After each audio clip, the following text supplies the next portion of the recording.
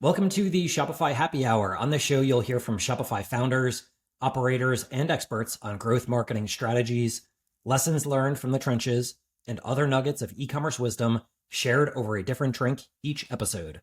Today, I'd like to welcome Justin Tidwell, co-founder and CEO of Nowadays, which is the first nationally available cannabis-infused spirit. Justin, welcome. Thanks for having me. Excited to be here. I'm excited you're here as well. It's funny that we're doing the podcast because recently, I'm in the middle of, or kind of maybe 2/3 the way through 75 hard, which is fitness program where no sugar, no processed stuff, and just lots of working out, and with that is no alcohol. So I try to do it every year to just give myself a break from the weekend beer or two or cocktail that can lead to some not so fun hangovers and things like that. And there's a bottle shop that opened up nearby locally that my wife had been going to. And every time I go, I ask the managers and the staff there, I'm like, oh, tell me about what you're carrying, because they've been carrying a lot of non-alc beverages. And they actually said recently, once we decided to do the podcast, I was like, oh, what about Nowadays? They're like, oh, it's our best selling product. Like, people come in and they fly right off the shelves. So you're Love to definitely hear doing it. something right from a branding standpoint. Congratulations on that. But before we kind of talk even more about the brand and the product and your background with it, why don't we start with the most fun part of the show, and let's kick off a drink. So what are we Why having today? not? Maybe talk about what you're having, and then I'll crack open what I got over here. I'm gonna follow the old, it's 5 o'clock somewhere because I'm in the middle of my workday here, but I'll always have a chance to crack open some nowadays. So I'm gonna do the berry can here. This to me is like one of the most just transferable, drinkable products we have, like anytime, anywhere. So cheers. Cheers to you. I've got berry as Oh, there you well. go. Good So yeah, choice. yeah. So I'll crack this guy open. Cheers, cheers. Happy Friday and 5 o'clock wherever that is, somewhere over the Happy Atlantic Friday. right now.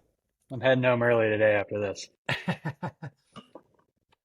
So yeah, I have to. I'm not gonna lie. I have had Nowadays before the podcast. I've cracked open some of these over the past few weeks, and I really like the taste and flavor profile of each of these. I think berry is my favorite.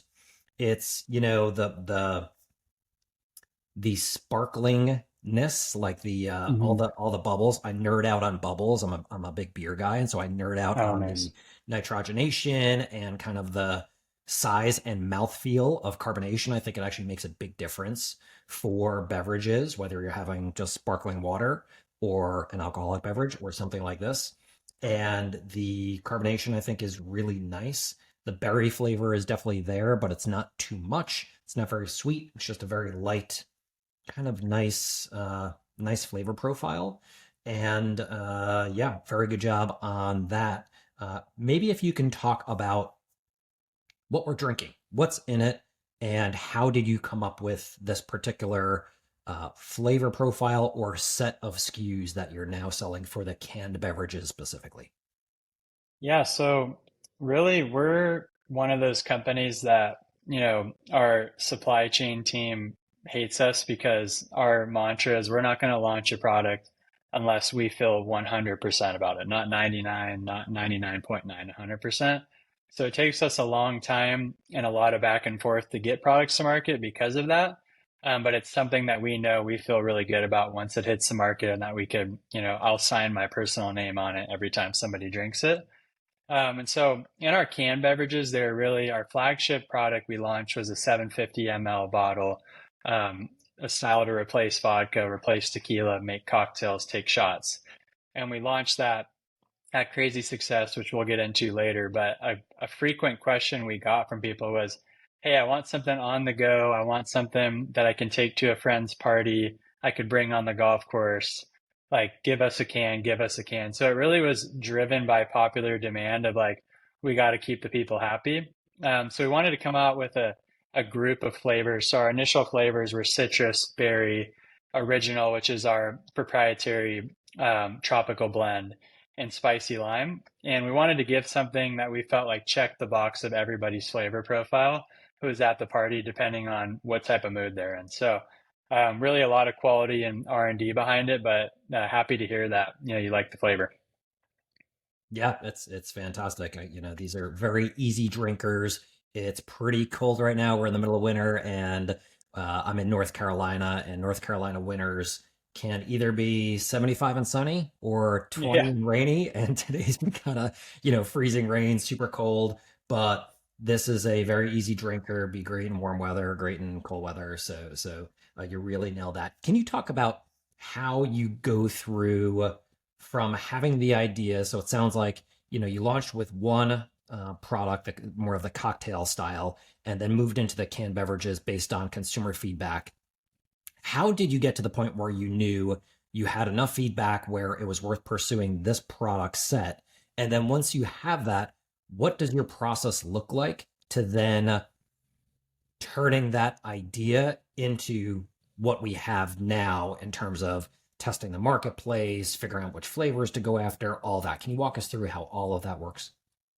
Yeah, for sure. So I think like number one for us is we're not going to do anything else until we feel that we're at an A plus with what we're already doing, right? So for with the 750 ml, we launched with that product because when the THC segment started to come around, and it was before anybody had launched a product, we saw a lot of companies running towards developing RTDs or developing canned products because it's a lot easier to make THC taste good when you have 12 ounces of liquid to work with.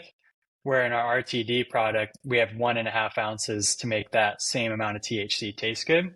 So we said, let's really start with a really hard project that we think is difficult to get to the market. And once we perfected that, launched it, had a lot of views, a lot of success, and got a very strong purchase rate on that product, was only when we said, okay, let's open ourselves up to what else can we do out there to really expand our market share, give customers what they may be looking at out there in the market and not going to us for. And just generally hearing what our customers have to say. Like on our website, we're doing tens of thousands of transactions every single month. That gives us consumer touch point right on the customer to find out what do they want and how do they want it. And so from there, it starts with, okay, a broader idea of our customers are telling us they want cans. How do we approach this? Do we want to do seltzers? Do we want to do alcohol-like flavors? How do we want to go with this? And we landed on canned cocktails because we felt there was a gap in the market for an elevated segment of canned products. And with a little bit more flavor integrity and a little bit kind of more punch to it. And so we got with our team, and at that point, we're contracting food scientists to help us develop our beverages because at the end of the day, there's more just to the berry flavor. There's acidity levels on your tongue. There's how it feels in the aftertaste. And from there, it's usually months and months of R&D. And we'll start with 100 glass bottles on the table with 100 different flavors. And it's a team process of narrowing it down, narrowing it down, narrowing it down. So it's actually personally my favorite part of the job is product development. But it's also the hardest because getting 10 people in a room to agree on their favorite, as you can imagine, can be quite the process. But once you hit it, everyone in the room knows. And honestly, we knew they were going to be successful before we sold the first one just because of how much time and energy we put into actually nailing the physical product. I imagine those are very fun days, but also maybe not the most productive once the tasting For is sure. done. We always scheduled the tastings for like 5 p.m. because we say, all right, after this, we're going to need to order in some pizza and we're going to just hang out because after that, you're done. Awesome, awesome. Are you manufacturing yourself, or are you working with a co-manufacturer? We utilize third-party co-manufacturing. The big reason behind that, and that's always been an internal debate for us, is because at the end of the day, co-manufacturing offers quick scale. And we're at the point as a business where when we produce a product, we're producing in the millions of units. And for us to go to somebody who has that experience and has learned the lessons of creating a quality product and getting it to market, to me is more important than us having our hands in the process at this point and that we can scale it. How did you go from idea? Let's go back years ago when before nowadays was a thing, just a concept or an idea. How did you want to come up with that uh the idea for the business, and then how did you then move forward to the point of uh turning it into something from just that ideation phase into uh, liquid in the bottle? So we're a rare case of a business that started out as truly a fun pet project and it kind of led us down the road. So I've been in the cannabis industry for over 7 years. I started my first company out of college. It was a packaging provider to the cannabis industry. So we make child resistant packaging and we sell it to some of the largest cannabis companies in the country. That gave me a lot of early insights into what do these companies do well and where are we lacking in the market. And what I saw time and time again was that we're addressing people that already consume cannabis. We're addressing people that have a high tolerance of THC. And I see those products going time and time again. So in the back of my mind, I always had like, how are we going to get me into the market who's not a consistent cannabis user, my grandma on the market who has a stigma about the product. And so that was always in the back of my mind. And then I was lucky enough being in the industry to see the emergence of the technology that goes into these beverages that allows them to be drinkable. And when I saw that, it started to kind of percolate in my mind. And I was actually at a party with a friend of mine who's now my co-founder, Anthony. Somebody had said to me, "What do you think is going to be the biggest thing in the THC industry in 10 years?" And I just threw out of my mouth, "It'll be drinks, whoever is the smart person to figure that out." I moved on with my night, and Anthony called me and literally at midnight. And I don't know why I picked my phone up. My wife's looking at me like I'm crazy. And he says, "Dude, I can't sleep." And I'm like, "What's going on?" He's like, "If you think this is going to be the biggest thing in the cannabis industry in 10 years, why are you sitting on your hands doing nothing about it?" And so that moment kind of spurred us to start a project really during COVID that it was like, can we make a drink that tastes good, that we feel good about, that we can put our name on? And we went that spirit route, like I said, because it was very challenging to work with 1.5 ounces of liquid. And it took us a year and a half just to get a good tasting product. And it's just trial and error of sitting in our living room, having friends come over and launch the product. And from there, I'll say we got some luck into the matter because we were launching in the California cannabis market into dispensaries where it's a traditional market where consumers are looking for high dose products. And we found out about the regulation that allows us to sell our products nationwide as hemp products. They contain the same THC that you can find in a dispensary, except they're in lower amounts. So we're able to sell them as a national product instead of through those regulated channels. We completely pivoted in 30 days and we launched our product with limited funding, a website, an Instagram, and a TikTok. And from there, the rest is kind of history. I love the early pivot based on signals you were seeing. So let's stay around that time period. So within 30 days, you decide to move to more of sounds like national e-commerce. Is that right? Yes. Still focused on that. And you're using social, Instagram, TikTok. What was your strategy to get the word out? So what were you doing? Was it organic? Was it paid? What did that look like? Yeah. So when we initially launched, again, we had super limited funding. We had just spent a bunch of capital on a market that we weren't going to enter, which was the cannabis market. But we had such a strong feeling that our consumer was someone who doesn't necessarily go into a dispensary, and that's why we decided to make that pivot. So we launched strictly with organic um, Instagram and TikTok marketing. And our strategy was, and it's really the design of our bottle. This one has some little hearts on it because we just had a little Valentine's Day party. But you bring this to a party, you put it on the counter, and the goal behind the packaging design is for someone to look at it and go, that belongs here, but what is it? Right. And just that little frosted glass, it stands out to you and it says, that's different than the alcohol on the shelf, but it also belongs in the party. So that was like phase one was how do we make a product stand out that gets your interest? And when you put that product on social, it catches people's eye the same way it does when you bring it to a party. So first it started with product design and packaging look. And then second was working in social media in whether it's a regulated space of alcohol, cannabis, whatever it may be, you have to play within the lines of how you can market the product. So we face the unique challenge of I can't go on TikTok and say, hey, try this cannabis drink. It's delicious, right? I have to kind of play into what the product, hey, try this product that's going to give you a lift, right? So it was really putting it on social and playing towards what we thought people understood in the market. We were one of the first companies to use the term gardening, right? And kind of play that up on TikTok. We started posting videos for a few weeks and we saw $100 a day in sales and we saw $250 a day in sales. And I kid you not, and I'll never forget, it might have been the most shocking moment of my life. I woke up one morning, I checked our Square app for credit card processing, and I saw $100,000 was deposited into our bank account. I'm like, huh? And I check, I'm like, where is this coming from? What's going on? And I go on TikTok and I see a video that we posted organically is going viral, going absolutely crazy. Ended up getting a couple million views, but generated six figures in sales for us, and we didn't spend a dollar on it.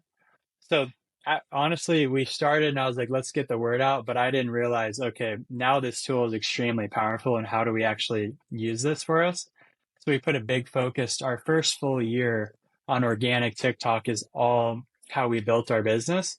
And we generated multi-millions of dollars in sales without spending a dollar. And it was really towards following the trends, letting consumers know this is a different product, but not able to say THC.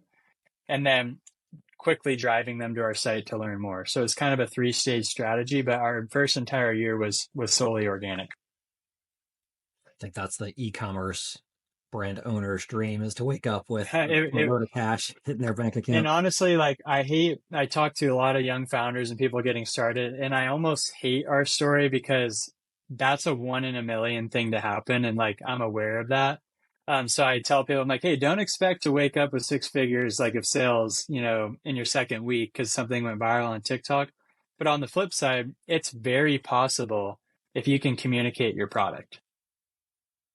Well, the other thing is having product market fit. And I think a lot of brands will try to push paid organic, and before uh, considering lots of marketing efforts, it all starts with your product and your brand and making sure you're creating something that 100%. people actually are interested in, and not entering a marketplace where there's 100 other brands doing the same exact thing and there's no differentiation. You've got to differentiate from the start, and also ideally have your marketing built into the product. And what's nice about beverages is that people often consume them together or at a party. 100%. And so the marketing kind of happens through that, just word of mouth, which can do wonders for your customer acquisition costs. So, what did, around that time when you were posting organic content, sounds like you were focusing on trends, which is obviously very smart. Were you creating the content? Did you have a team creating the content? And were you working with influencers or affiliates to promote as well? What did your content creation strategy look like? Yeah, so at that time, we had a team working with us making our content. We would really drive home like, here's how we feel we need to market to this consumer. Here's the vision for what we're trying to do. And they'd bring the content back to us and we'd get it posted. At that point in time, it was really driven upon organic social on our own TikTok account. And then from there, what we noticed was as we were sending out thousands of bottles a month, our biggest generator of revenue began people purchasing it and people talking about it, right? And it seemed like it almost shifted from people wanted to hear what other people had to say about the product. And it almost with us was people a lot of times said, is this a scam? I can buy a THC drink online that actually gives me an effect, right? So what we realized was we need a halo effect around the product to build credibility. And so we started utilizing a lot of purchasers who tried our product and really encouraging them to post about it and say, hey, tell us about your experience because we had confidence in our product. And a lot of our drivers began to be people organically posting about it and telling others about their experience. And that's where we really saw a major lift because we got that credibility of, okay, this is not a too good to be true social ad, right? It actually does what it says it does. Were you doing anything specifically to motivate people to create content after they purchased? So initially, we were bare bones. You purchase the product, you get a receipt because we weren't ready for the amount of revenue that we had coming our way and the amount of orders. So really, it was driven by going back to putting time into the product, putting time into the packaging, and knowing that people are going to think it's intriguing and want to talk about it. And I think that like is a major point of where we nailed it on the head was creating such a differentiated product that people actually want to talk about it on social because it also makes them interesting to bring something into their world. What we started to do post purchase after a while was actually incorporating into our email marketing. Hey, post about us, like, bringing it first of mind for them to go and talk about it. And that's really scary for a lot of brands because when you go to someone and say, post about your experience, you better make sure that you're delivering the experience that they were hoping for, right? Because they could also go the negative way and talk about your product too. So when we really felt dialed in and like we were delivering on in every single area, we started encouraging people. And then the third component became gifting influencers, sending them a bottle, not paying for that exposure, but just sending it to them, say, hey, try this if you like it, talk about it. And that we saw was kind of like stage one was us, stage two was organic, people who purchase, and then stage three was sending free product as much as we could possibly send and just letting people talk about their experience on social.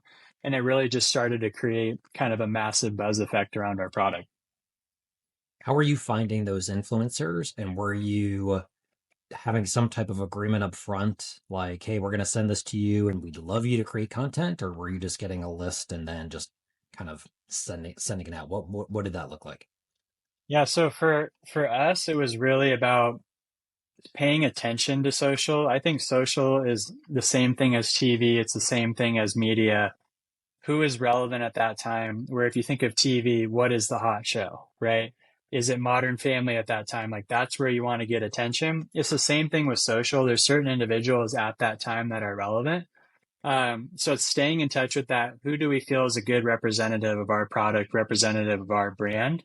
And then sending them the product for free. There was no, you know, quid pro quo of we're going to send you this and you have to do that. And that's where I advise against brands. People that are creators, particularly on social, they're creative people. And if you try to put them within a box and say, live in this box, it doesn't feel authentic to the person listening to it, right?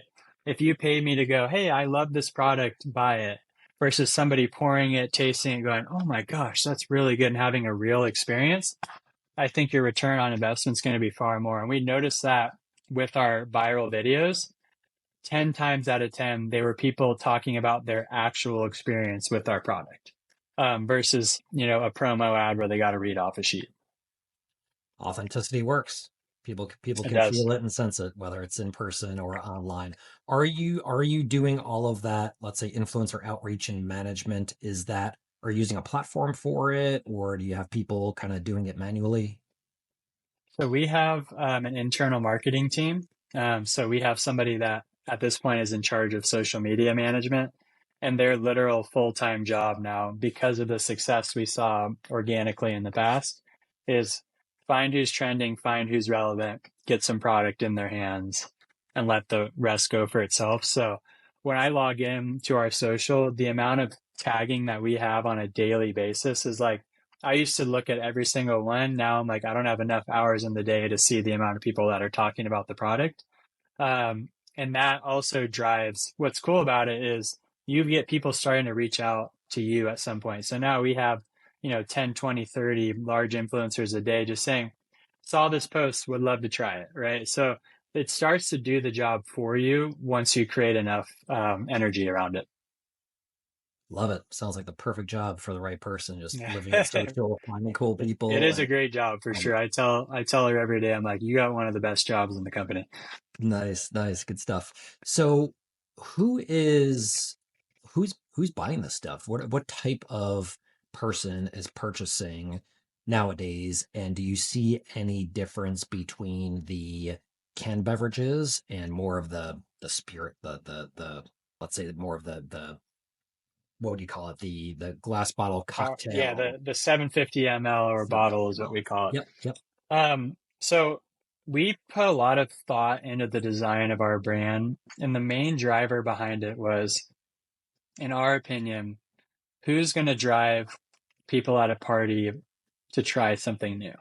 And we really landed on the fact that, in my opinion, whenever I was at an event, at a party, usually it was female driven, bringing the on trend new product and me cracking it open and trying it. So we kind of skewed our marketing, what we call like 60/40 female male. We wanted to feel like a mass market product that skews a little bit female. And that was particularly to design around getting trial at events because we feel that females are going to be the leading driver of that. So, you sit down and you're launching a company and you go, okay, our target market is female 25 to 35 getting off alcohol. And then you launch and it completely blows all the numbers out of the water of what you thought you were going to do, right? So we kind of let the market speak and look at the data. What's very shocking is we have such a wide net. We have 25-year-olds who are out of college and they're just over drinking. And we have an online purchaser that's 92 years old on a weekly subscription because it makes their knees feel better, right? So it's such a wide net. So what we try to do is, from a marketing perspective, focus on market segmentation. So if we're speaking to that 25 to 35-year-old female, here's what we want to say. If we're speaking to that 65-year-old, here's what we want to say. And being very targeted about what we're saying to each demographic. Because I think you could get stuck in the bucket of we're only a brand for this, but I think our product can help a lot of people. So it's just conveying to them in their particular market segment, how can we actually get this product to you and why would you want it? I think there's an opportunity to go after all the 92-year-olds with bad knees. The Exactly. There's a lot of them out there. lifetime value on that segment might not be as high as the Yeah. 25-year-olds, but it's a Hey, cool story to tell, and you're helping people out at that age. 100%, 100%. That's for sure. Nice.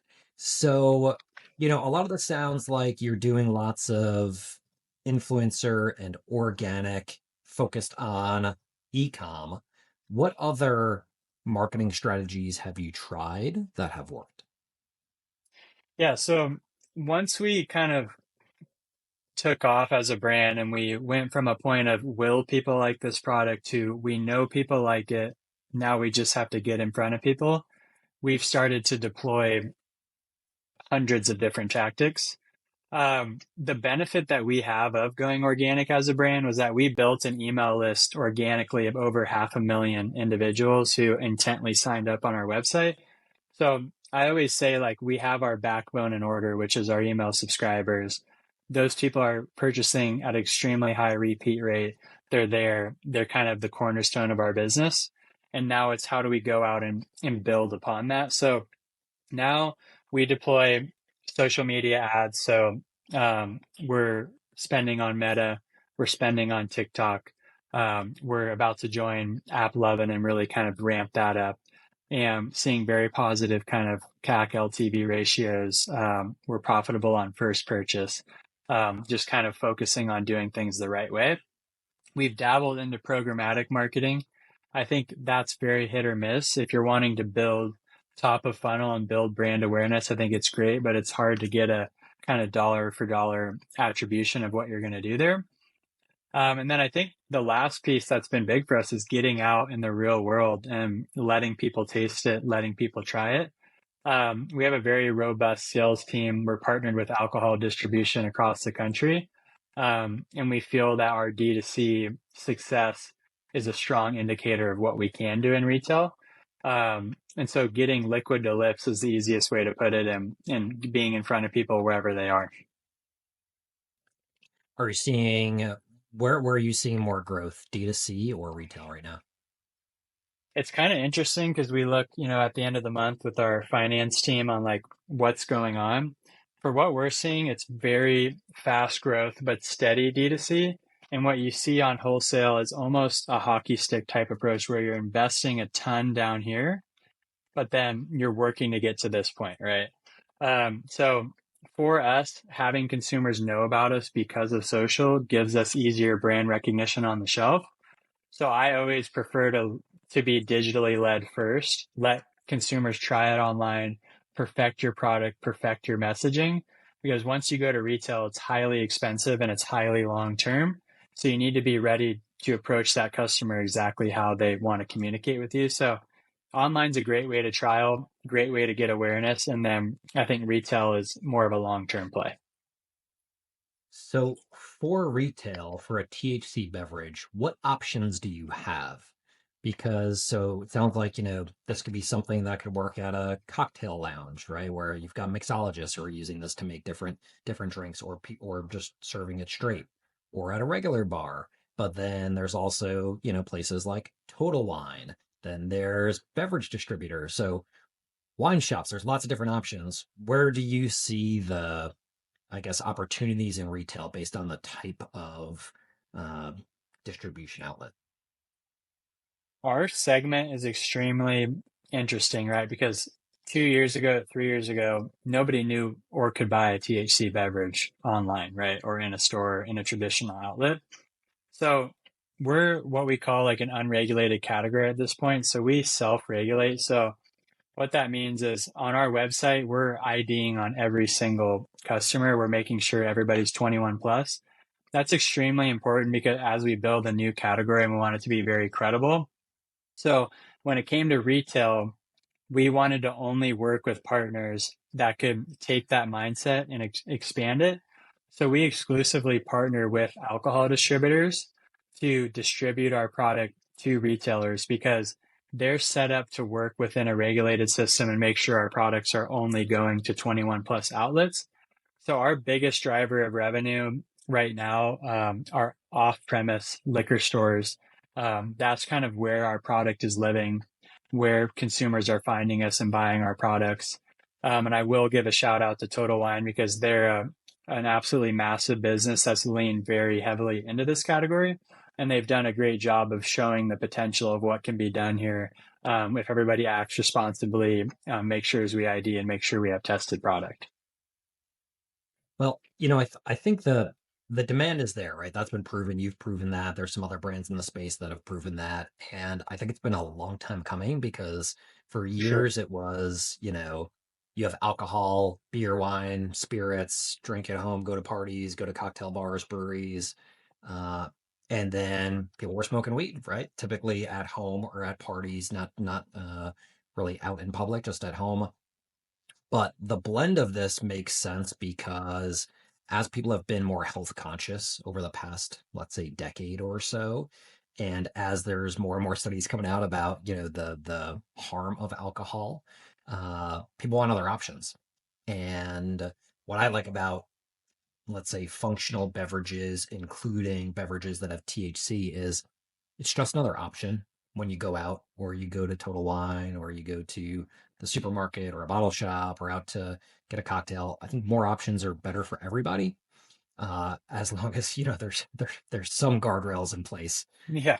But this is yeah, it's great to see brands like yours grow because I think it's good for the industry and it's just another way for people to either increase focus or relax or de-stress or whatever it is in a way that might not cause us much regret the day after. Sure. Love it, love it. So, where do you see things going over the next few years for the category, for the THC beverage category? So I think, and I tell our team this all the time, if this were a baseball game, because I was a baseball guy, so I use all those analogies. We're in, we're not even in the first inning, we're in the literal warm up, is where I feel this category is. I see that this category in 5 years is the same size or larger than the alcohol industry in the US. I feel there's absolutely massive market potential because if you go on the street and we do this, we do random surveys, we're only seeing right now 2 out of 10 consumers knowing this product even exists. Not 2 out of 10 have bought it, but knowing that you can buy it. There's so much room to drive market awareness. So I think the market is naturally going to grow a ton. And what I think the most important thing for the segment is to ramp up education and to really be strict on compliance and quality products. I think those are the two things that are needed for this category to continue to skyrocket. And the great thing is there's a ton of great companies in this space that have that same focus. And if we're all aligned on that and we're wanting to push the needle forward in this category, I think there's no reason that in 5 years from now, going in and ordering a glass of wine or a beer is exactly as common as ordering a THC drink. And the great thing about these products are they are very low dose and they're designed for people not to have a bad experience. So I think if that keeps replicating over time and people are having positive experiences with THC, then the sky's the absolute limit. So I'm nothing but excited about what this industry has for the next 5 years.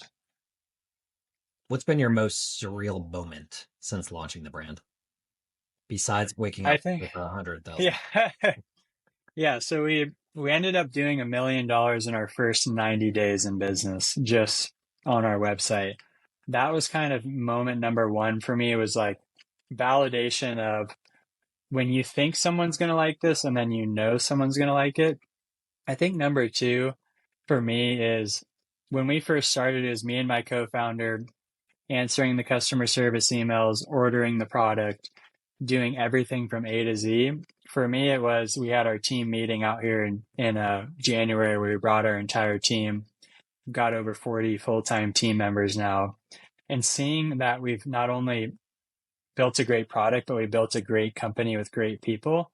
That to me, like literally, I'm getting goosebumps right now. Is the biggest positive and what I get my joy off of at this point because there's only so far that founders can take a business, and if you can build a team of incredible people that share your vision, the sky is the absolute limit. So how did you do that? What does your hiring process and vetting process look like? Yeah, so I think as you grow as a business, it really changes. And we were like in a very hyperbaric chamber of growth where you're going from really a year one company to a year five company in a matter of 12 months.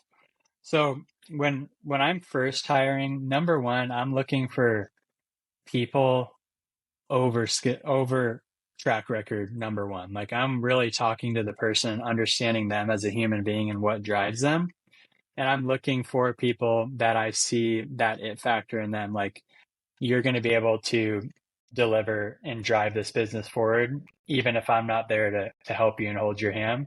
So I think when you're first starting, you're looking for people that are very wide in skill set. Hey, can you do the customer service emails? Can you run over to the warehouse and sticker these bottles? And those, you have to have a certain mindset to be that kind of person of running all over the place. And then I think as you grow, you're actually starting to look for those very pointed people that are very, very good at a specific thing.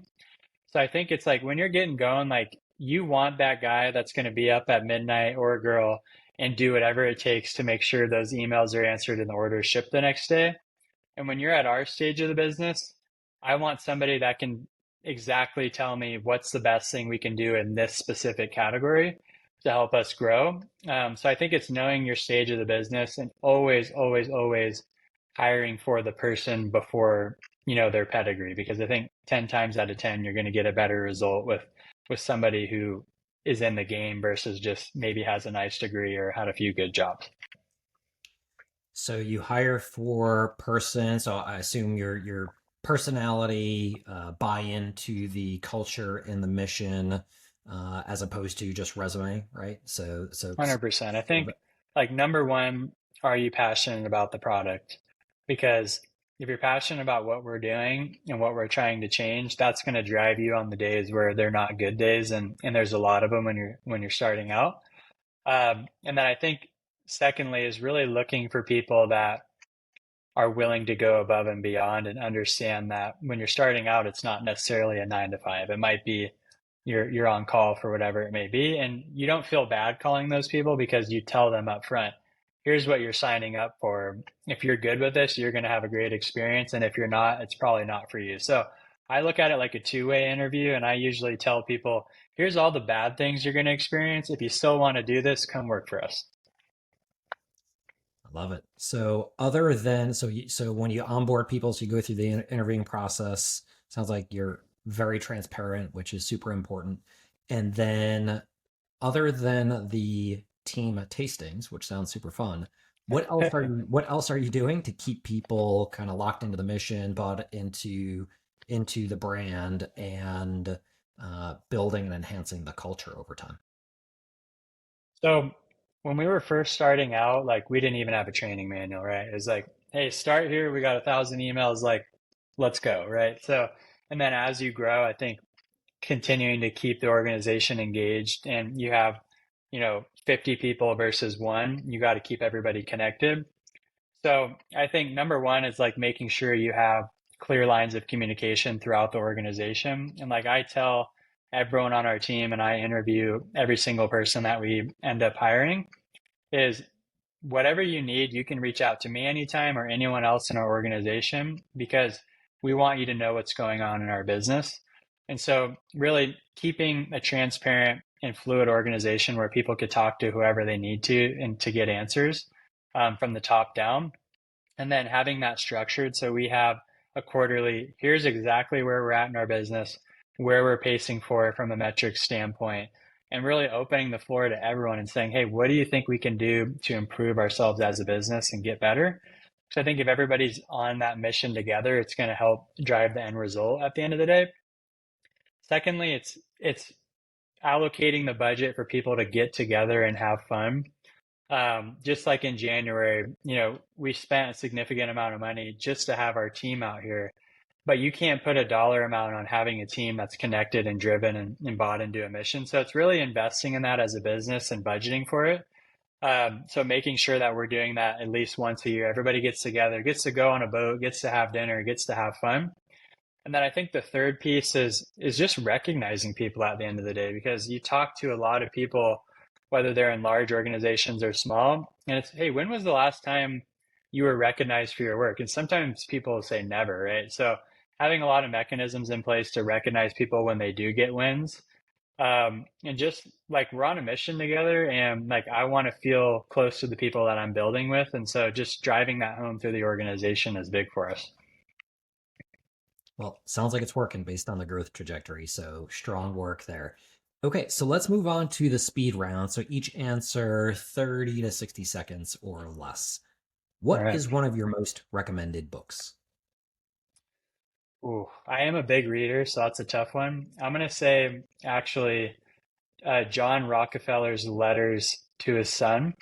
It's a very interesting read because it's one of the most successful, powerful people that have ever been in this country. And it's heartfelt letters he's writing to his son about his ups, his downs, the things that he's done. And I think it's very insightful to see someone that reached that level of success be superhuman, and kind of just talk about the things that were on his mind and the things that he saw. So I learned a lot from that, and I definitely would recommend it to anybody.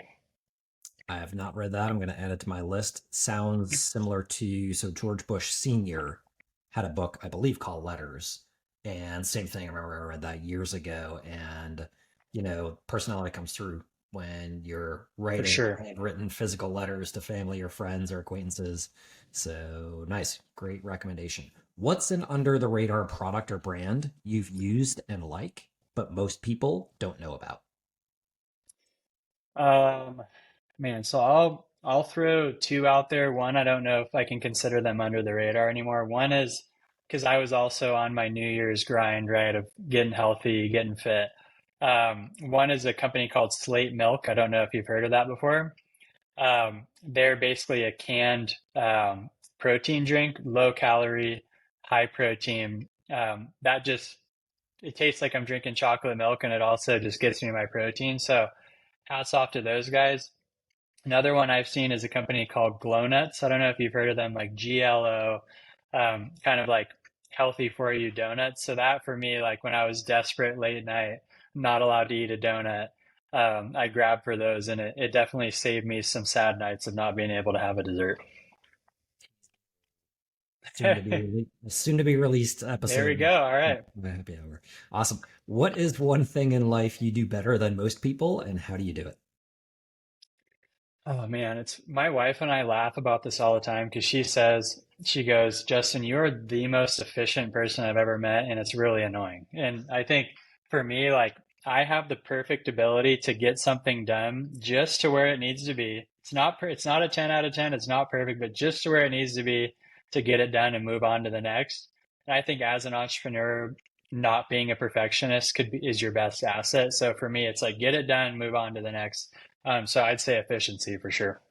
How do you do it? How do you schedule your day or prioritize your most important tasks so that you can get those done? Yeah, so for me, I think it's starting the day right and getting my head right. So it's getting my workout in, getting my, water and nutrients in, and having some time to think, pray and just like really get my mind right. That's first. So I put myself first in my day. Somebody had said to me, if you look at your email first thing in the morning, you're waking up and deciding that everyone else is going to tell you how your day is going to go.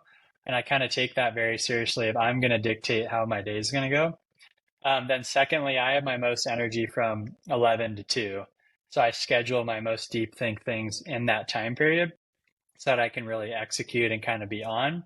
And then after that, I really let myself wander and like dive into things that I find interesting because where I'm at in our business, like I need to make sure we're innovative and ahead of the game. And I need to be able to wander mentally to be able to do that. So that's usually how I structure things. Tell me about your favorite shopping experience, online or offline. Um, Man, that's a great question. So I was recently, actually, it's a good one. I was recently in Aspen. I don't know if you've ever been or not. If not, I highly recommend. There's a store called Kimo Sabe. Have you heard of that before? It's like a custom hat. They're very famous like online. And their experience from A to Z of welcoming you into the store, making you feel like you're literally part of a family there, having fun, not rushing you through your experience, but letting you enjoy it and just purchase a very customized product meant for you. But what really hit home for me was 2 weeks later, my wife had bought a hat. She loves it, wears it all the time. We got a handwritten note from the actual salesperson. I just said, "Hey, it was great to meet you. Thank you for coming in and supporting our business." That to me, like the personal touch, we all have triggered emails these days. We do the same thing nowadays. We have cadenced emails, we have cadenced outreach. Everything's methodical. Having a personal touch on a business these days, I think just stands out so much. So, no pun intended, but hats off to them for like their customer service and their experience. Where can people connect with you to learn more? Yeah, so funny enough, I'm one of those people that is not heavy social media. I don't have an Insta for running a business that grew on social media. I personally don't have an Instagram. I don't have a TikTok. I don't have all that. The best place to find me is LinkedIn. That's just because at the end of the day, I'm super interested in what other people are doing on there, and I think like I learn every day on the platform. So follow me there. You can get updates about nowadays. You can get updates about myself. And if you do purchase the product, please DM me, let me know your experience and how we can get better because we're always looking to improve. Justin, thank you so much for bringing nowadays to market as a way to provide a light and buzzy experience without the negative effects of alcohol. Thanks for sharing your expertise and insights with our audience and for joining us on the Shopify Happy Hour. Thanks for having me.